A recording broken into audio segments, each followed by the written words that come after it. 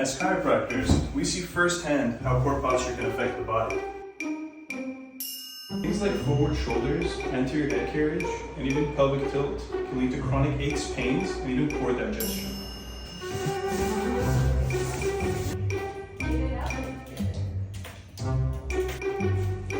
Good posture is not just about standing straight.